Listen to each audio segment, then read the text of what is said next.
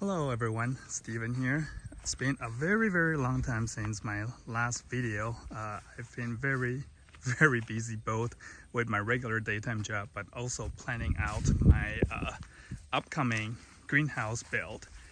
Right here, this is the concrete slab that you see, where my greenhouse will sit on. It is about 14 feet wide by 22 feet long. And if you're looking at the slab, you're probably wondering, why is there a 4 by 4 square in the middle that is not covered? Well, that has to do with the function and the shape of the greenhouse that I'm going to build. What's going to happen is that the left half of the structure will be a shed, and I'll be storing water tank, probably have some office space there too.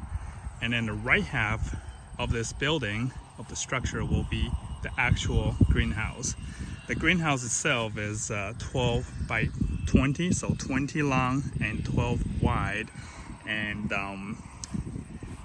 what's gonna happen right here in the middle is drainage, because the concrete is actually coated, and as I water my plants, I don't want humidity to just sit and build up in the bottom so the water can drain through, and so that just goes directly down to the ground. Eventually, I will build it up with pea gravel inside the greenhouse, so I can just not worried about trapped moisture or rotten wood. Now, this thing actually has been sitting here for a little bit over a month now. And the reason why this whole project is taking much longer than I expected, I actually pay for a down payment for the greenhouse structure back in May, and this is early August. The original estimate time is 6 weeks, but it just keeps dragging out, mainly because the whole permitting process. So this whole thing that you see with the grass cut down all the way back behind the flagpole, all the way up to that electricity pole, is my property, and that's my house there. I'm building this here a little upstream or upslope, and then down that way, that's where the water direction will drain. And if you live outside of a municipality like I do in the country, you have to deal with 2 permits. One of them is a zoning permit, and the other one is the actual building permit. If you live in the city, you don't have to worry about zoning permit, because for the most part, you're not going to be able to build anything other than a residential structure, unless you're in an industrial or commercial park. Then you can't really rezone it or anything. But if you live out in the country, it gets a little bit trickier on how you want to build, what you want to build, and what your property is zoned for. It's kind of like a stupid smart idea, but it is there to curb some people from abusing the law and abusing what they do on their property. But it is very inconvenient for people who just want an innocent project like building a shed or greenhouse on their property.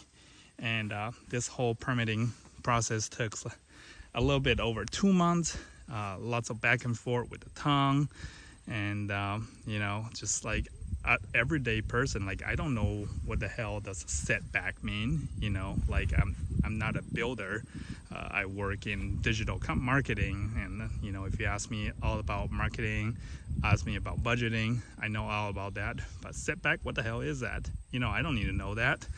Anyway, so that put me on a very long hoop to get things answered.